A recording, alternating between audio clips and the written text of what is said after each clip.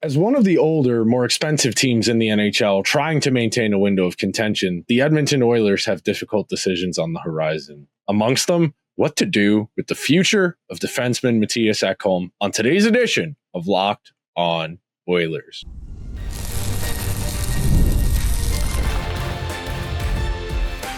You are Locked On Oilers, your daily podcast on the Edmonton Oilers, part of the Locked On Podcast Network, your team every day.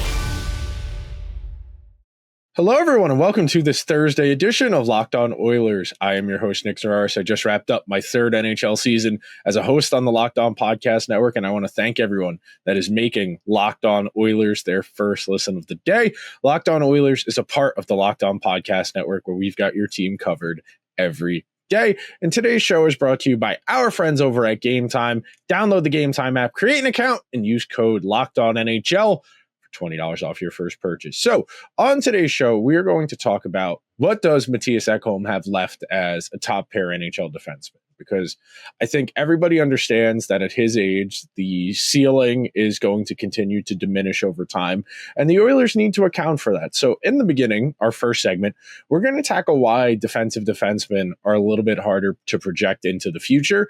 Our second segment, we're going to talk about what the market is for defensive defensemen, what the money looks like. And then in our final segment, we'll talk about just why it's so important that as Mattias Ekholm declines or plays a smaller role going forward, the Oilers find a viable replacement. So to start things out, and if you're an everydayer, you've heard me say this more than once.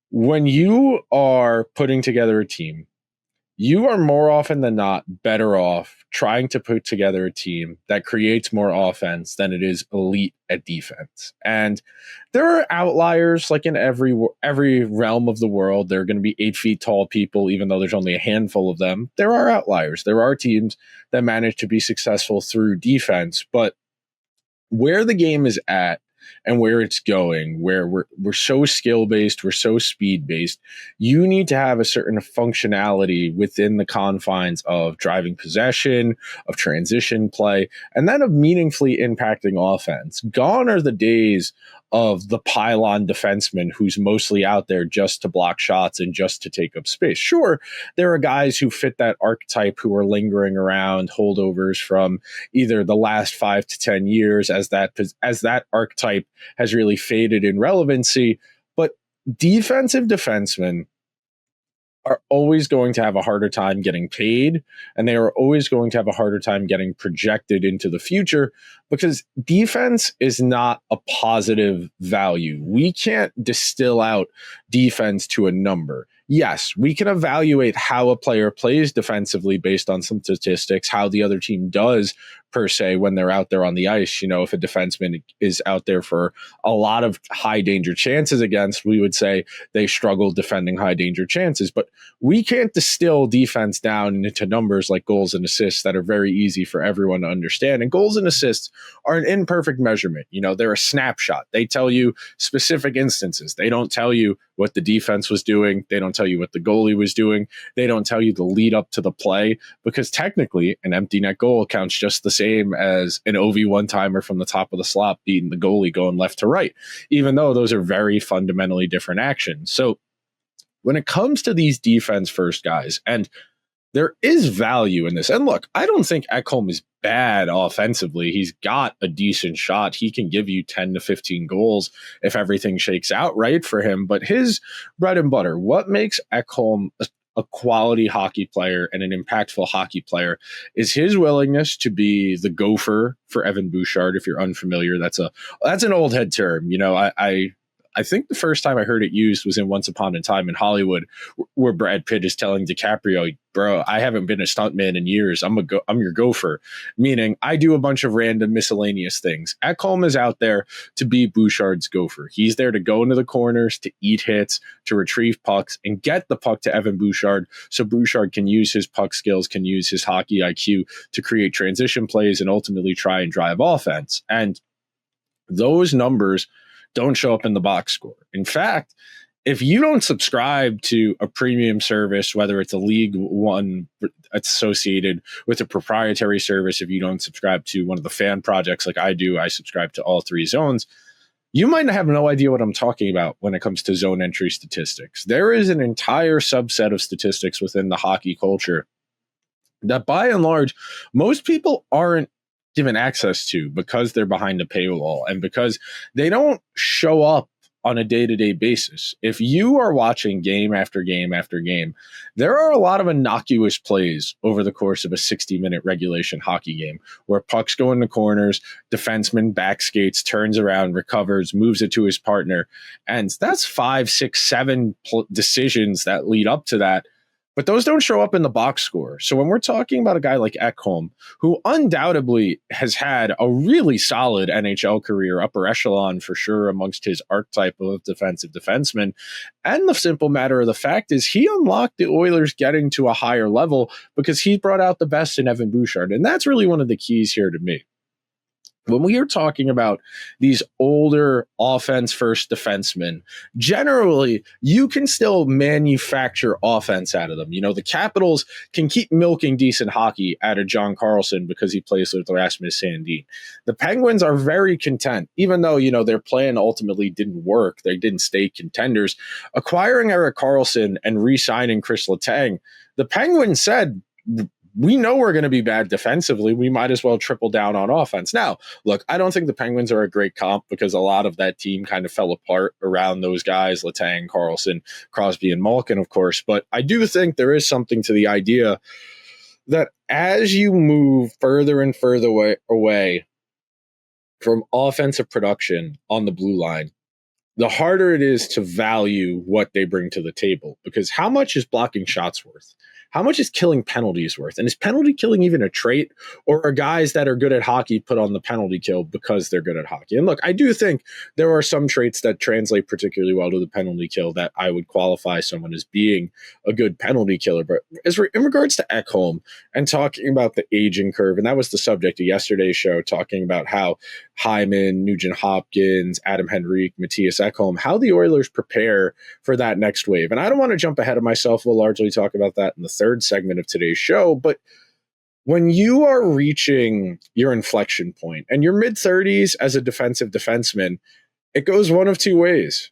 You become a Brian Dumoulin or you be Chris Tanev. Those are really the two paths forward here for Mattias Ekholm. And I think Ekholm at his peak is a better hockey player than Brian Dumoulin was at his peak. So he was starting off at a higher point. So there's more room for a more gradual drop off. Whereas Dumoulin went from being one of the better defensive defensemen in the NHL and the Penguins went back to back to where he's at now, where he's just signing 1-year deals, bouncing around the league, hanging on as a second penalty kill unit guy, as a third pair defenseman, just because teams value his veteran experience. They value the way he's willing to block shots. They think maybe he can perhaps coax better performances out of offense-first defensemen by serving as that buffer, that gopher to eat punishment so the offense-first guys can be a little bit more focused about creating offense. But that will do it for our first segment on today's edition of Locked On Oilers. Coming up next, we're going to break down the market for defensive defensemen, especially guys approaching the twilight stage of their career where it becomes a real gamble if you want to give them term on a next contract. Coming up next on today's edition of Locked On Oilers. Have you ever decided last minute to head to a game with friends or family? Maybe it's game day and suddenly you got that itch to be in the ballpark. That's exactly where Game Time comes in. It's the easiest way to grab last minute tickets without the stress. With the money you save on tickets, you can splurge on food, drinks, merch, or even invite more people to go to the game with you. Game Time makes it happen. Game Time makes buying tickets fast and simple. Prices on the app drop the closer you get to first pitch, and they've got incredible last-minute deals, clear seat views, and a lowest price guarantee that takes the worry out of buying. Game Time is the official ticketing partner of Locked On MLB and makes it so easy to browse the app for exciting upcoming games. Last weekend, I went to David Wright's jersey retirement. My friends and I are currently in deliberations what the next Yankee or Met game we're going to go to. The Astros are here in a few weeks to play at the stadium. We might go see that. And my personal favorite part of the Game Time ticket experience, the panoramic seat view in the app. So before you buy, you know exactly where you're sitting. If you're ready to take the guesswork out of buying tickets with Game Time, you need to download the Game Time app. Create an account and use code LOCKEDONNHL for $20 off your first purchase. Terms apply. Again, create an account and redeem code LOCKEDON NHL for $20 off. Download the Game Time app today. Last minute tickets, lowest price, guaranteed. Thank you to everyone who is hanging out on this Thursday edition of Locked On Oilers as we begin to navigate the dog days of summer. And I talked about this with one of my friends on Monday on the Rangers podcast I do. I usually don't qualify the dog days of summer for the general summer until after the baseball trade deadline, which is about 9-10 days away. And then you get to August where there's still 40 to 50 games of baseball left somehow, even though we've been playing baseball since the last week of March. But in the hockey world, this is the dog day. These are the dog days of summer. And there's a lot of rumor. There's a lot of speculation, but there's not a whole lot of concrete reporting going on. The impetus for today's show talking about Ekholm was Bob Stauffer saying that the Oilers were interested in an extension with Ekholm yesterday. So I think it's worth discussing because whether or not Bob is as tapped in as he should be, I do think this is something you need to be considering because it's part of your long-term planning. You locked up Evan Bouchard for 4 more years. You locked up Leon Draisaitl for another 7. You have Draisaitl for 8 more years now. McDavid, you're going to take care of, whether that's a 4 or 5 or an 8er. That will be rectified at some point in the next month or 2. And then from there, you have to figure out what the next iteration of your team is going to be. That's what we talked about pretty in depth on yesterday's show in the final segment. If you're curious, just how do you maintain a window of contention? And one of the ways, you need to line up your replacements a year ahead of time. I think Jake Wallman, and we'll talk about Wallman more in our final segment today, and we talked about him quite a bit yesterday, so I don't want to get too far ahead of myself, but I think the idea of acquiring Jake Wallman, who had another year of term on his contract, was not to moonlight him necessarily, but to put him in a position where if the Oilers are able to extend him, which I do think they would like to, he's probably your long-term successor to Mattias Ekholm. There's the perception of Wallman as a bit of a late bloomer, somebody who didn't really become an NHL regular until their mid-20s, someone who doesn't have a ton of miles, that hadn't played in a playoff game before last year, going to the final with the Oilers. So I think that's your long-term plan. But for the medium term, there are a few things to consider here as far as talking about Ekholm. Number one, the economics have fundamentally changed in our league very quickly.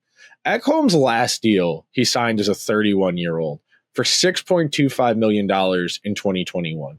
The salary cap that year was $81.5 million. That's 7.7% of the salary cap. Since that period, the cap is going to be $14 million more for this upcoming season than it was when Ekholm signed that deal. That's going to come in at $95.5 million.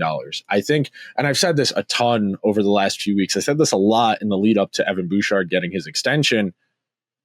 The numbers are going to start sounding funky, wacky, and ridiculous. With all of this liquidity out there in the market, teams are going to be inclined to spend. Now, if you're familiar with macroeconomic trends and you understand how people act when they have more money than they're used to, you're going to be it's going to seem very familiar as teams tie up money in less than great players, because the idea here, and this is not the driving force, this is not the main reason. If it were up to the owners, they would pay the players nothing. They would all get handshakes and internship credit as opposed to paying them their market value. But with more money in the system, with a higher salary cap, players are going to be able to command more in their salary. The consideration here when we're talking about Mattias Ekholm is the fact he's 35 years old, the fact he's coming off a major lower body injury, the fact his role, his function invites punishment. It makes him easier, I should say, or more prone to suffering injuries because of the role he plays. And at 35, as somebody who is not in that elite offensive defenseman tier, like even on the second level of that with a John Carlson or an Erik Karlsson or a Kris Letang, guys who we would consider as offense-only defensemen, John Carlson, that is, will throw around a big hit from now and then, but he's not getting paid what he is for his defensive acumen. He is effectively being told to be a fourth forward, to drive offense meaningfully, and to really try and bolster what they get. Ekholm And that's the real tricky part here. I think in an ideal world, like if it were up to me, I would try and get him to do like a 3-year deal at $5 or $6 million and try and get him to walk it year to year effectively. And look, if it were totally up to me, like I didn't have to consider the player at all, I would keep doing 1-year deals loaded up with the over 35 incentives. That's one of the benefits of being an older player. I don't want to invite the conspiracy theorying that we saw with the Maple Leafs and Chris Tanev, the Florida Panthers with Brad Marchand, where the Oilers signed Ekholm to like an 8-year deal, knowing he's only going to play 3 or 4 of those years. And then that contract goes the way of, say, Shea Weber or Pavel Datsyuk, where it just gets ping-ponged around the league until the term expires as a means for bad teams to reach the cap floor.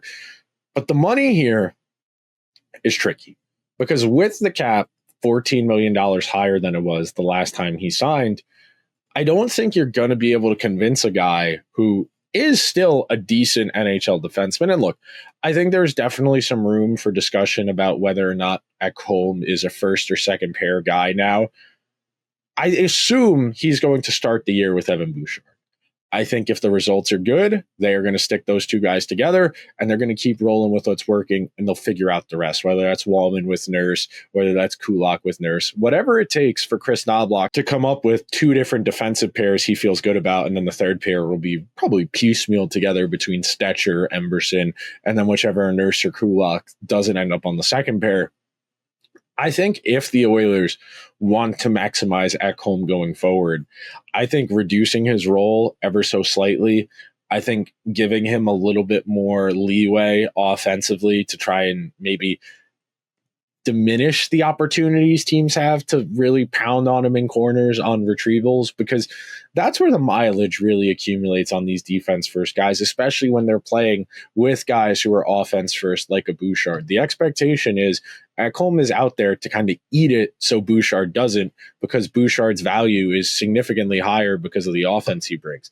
When it comes to the money, the 3 players that I think are reasonable comparisons, facsimiles. We talked about Chris Tanev before. At 34 years old, Tanev signed a 6-year deal worth $4.5 million, 5.1% of the cap.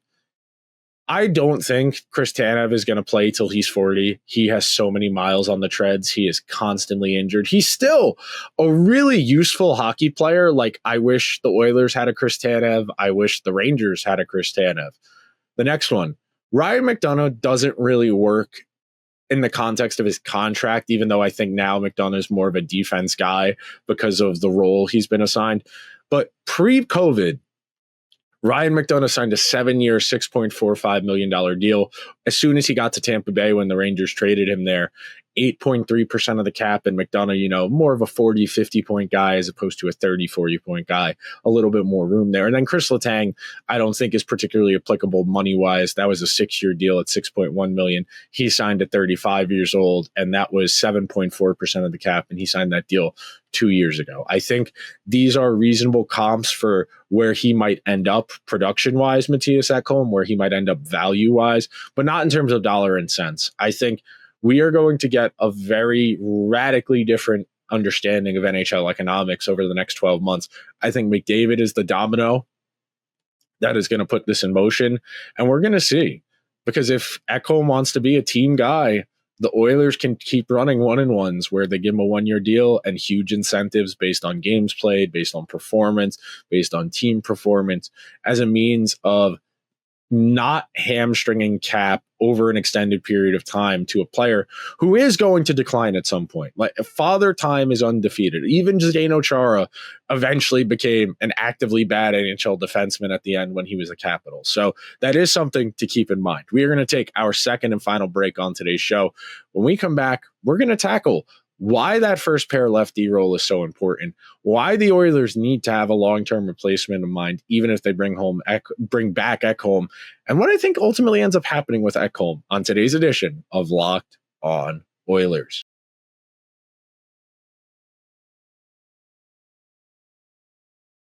Thank you to everyone who is hanging out on this Thursday edition of Locked On Oilers, where we are breaking down the financial prospects and career trajectory of Matthias Ekholm. And these types of open-ended conversations where we don't definitively know because we don't know.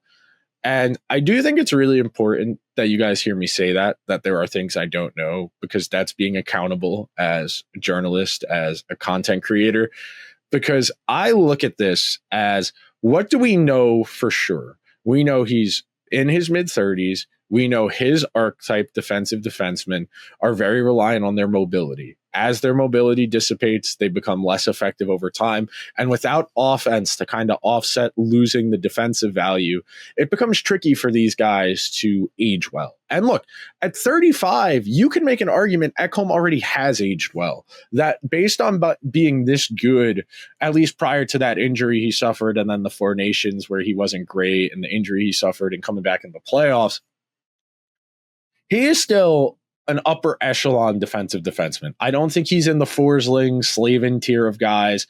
I think Tanev is probably better now, even though I think they're pretty close. I think Tanev's role is a little bit more conducive to his skill set, whereas I think Ekholm, by virtue of having to be the one defensively responsible guy who's out there with Evan Bouchard, with McDavid a lot of the time, it puts a lot more on his plate, and it requires him to absorb maybe a little bit more punishment than you would like from a guy who's undoubtedly been a key driver in the Oilers' success. Look, I like Darnell Nurse, the guy. I love Oscar Klefbom.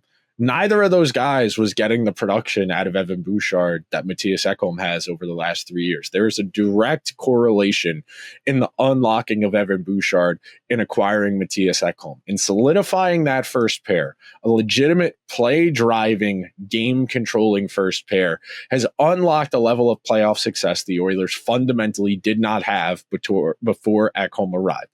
Yes, Zach Hyman helps there as well. McDavid and Draisaitl reaching their physical primes, that helps. You needed this first defensive pair squared away and being able to meaningfully impact games for the Oilers to take that step from playoff team to Stanley Cup contender. Now, you have gotten great hockey out of Ekholm. I don't want anyone to construe this as me feeling that Ekholm is washed, that he's failing the team. I think there's a strong argument that over the last few seasons, Ekholm's probably been their most important. Not necessarily their best defenseman, but I think there's an argument he's been their most important. He has given them so much value because of the performances he's been able to get out of who he plays with. That's kind of the key here. You're never going to be the most exciting, exhilarating guy, but I pulled up his evolving wild card while we were talking. I mean, a 95th percentile player in goals above replacement as an Oiler over the last 3 years. 95th percentile, in a league of 32 teams, we're dressing 18 skaters a night, 32 by 18. I can't do that math off the top of my head. I'm going to grab the handy dandy Locked On Oilers calculator if I can locate it. I forget where I put it. I was using it before when I was putting together my show notes, and I don't want to use my phone. That kind of looks tacky. But when we do 32 by 18, and that's skaters, not just defensemen. 32 by 18, 576. So of 576 players, if we're going to multiply that by 0.95, we're saying he's better than 540% of 540 of the 590 players in the NHL over the last 3 years in terms of wins above replacement. Of course, that doesn't count everybody who's played in the NHL, because more than just 18 skaters per team have played over the last 3 years. But in the context of just giving you a sense of scale, this has undoubtedly been one of the best defensemen in the NHL as an Oiler. And replacing that, even if you like Jake Wallman as much as I do, is not an easy task. It is not the easiest thing in the world to play with this type of player. And look, the Avalanche, that's an outlier. Devon Toews could very well be his own guy on his own team. He could be the number one on a bunch of teams across the league. But playing with Makar, playing with Quinn Hughes, playing with Adam Fox, Charlie McAvoy. Look at how often those teams have rotated their defensive partners. Adam Fox largely played with Ryan Lindgren, but this past year, Lindgren's decline really became an issue. They went out and traded for Carson Soucy, and that didn't work particularly well. They went out and signed Vladislav Gavrikov in free agency. You look at the Canucks, Philip Roenick, Tyler Myers. They've tried a bunch of different guys. McAvoy started with Hampus Lindholm once they traded for him. Played, of course, with Chara before that. They brought in Nikita Zadorov in free agency this past year to play with McAvoy. Finding that right partner for your best offensive defenseman is really an integral part of unlocking that next tier. And for the Panthers, it was playing Gus Forsling with Aaron Ekblad. And look, Forsling is the best defensive defenseman in the NHL today. I know there are going to be people who prefer Slavin. I frankly, and look, this is a hot take, I think Slavin's massively overrated because he blocks a lot of shots and he plays defense in a visible way. I think I am significantly more impressed with what Forsling does, where he's able to contribute a lot more puck possession wise. I was talking with somebody the other day, a few weeks ago, who had watched the rewatched the Team USA Canada Four Nations games, both of them. And what he was telling me was Slavin does a great job winning a lot of loose pucks, but he turns them over almost instantly because he just doesn't have the requisite puck skills to orchestrate breakouts. And him and Brock Faber spent a lot of time in the Four Nations, especially against Canada, getting their skulls caved in their own zone, just absorbing pressure, blocking shots. And look, there's value in that, being good at defense. But if you can't get from defense to offense, if you're struggling to drive possession, it's a lot harder for your team to win. That's just the very nature of how hockey works today. And Ekholm, if he staves off the aging curve and has a very gradual decline, at most has 2 or 3 seasons of being a top 4 defenseman left. I think it's realistic to say if the Oilers give him anything more than 3 years, we're going to wink, wink, nudge, nudge that the additional years after that are likely going to be spent on sabbatical, where his contract will be traded around on LTIR so bad teams can reach the floor, because that's just the nature of this position and this style of player. I think Ekholm has been a great Oiler. He's one of the real pleasures of watching this team because of how subtly good he is. The stuff he's able to do in the corners, the way he's able to absorb pressure and get pucks to Evan Bouchard, and really the way he's unlocked Evan Bouchard as a player. I have no reservation in saying that Bouchard does not become a $10.5 million point per game defenseman if he doesn't get Mattias Ekholm in that crucial stage of his development. You know, there are plenty of good offensive defensemen who flop for varying reasons. You know, the Hurricanes, the Flyers, the Islanders, the Rangers, they all tried to make Tony DeAngelo work as an offense first defenseman who doesn't give you a lot defensively. It doesn't really work when you're that bad defensively without the partner who's able to really cover for you. The top of the market for defensive defensemen is Forsling, Slavin, and Weegar. Forsling, $5.75 million. He signed that deal at 28. Slavin, $6.395. He signed that at 31. And then Mackenzie Weegar, $6.25. All of those guys got 8 years, the maximum term. I think if the Oilers are playing this as smart as they can, they try and keep this to a 2 or 3 year deal. They try and keep it between $5 and $6 million. And they understand that over time, they are going to need to replace Ekholm, because if he's still giving you elite first pair impacts as a 38 or a 39-year-old, that would be amongst the most extreme of outliers as humanly possible within the realm of what we understand about aging curves and about statistics. But that will do it for today's edition of Locked On Oilers. Thank you to everyone who made Locked On Oilers their first listen of the day. If you could be so kind, please subscribe to the show wherever you get your podcasts. If you're on Apple or Spotify, please leave the show a 5-star review. The reviews help the show so much. If you're over on YouTube, hit that subscribe button. Join the conversation. Let me know, what do you want the Oilers to do with Mattias Ekholm going forward down in the comments. I will talk to you guys tomorrow. But real quick, be sure to subscribe to Locked On NHL and Locked On NHL Game Night, available on the Locked On NHL feeds wherever you get your podcasts or over on YouTube.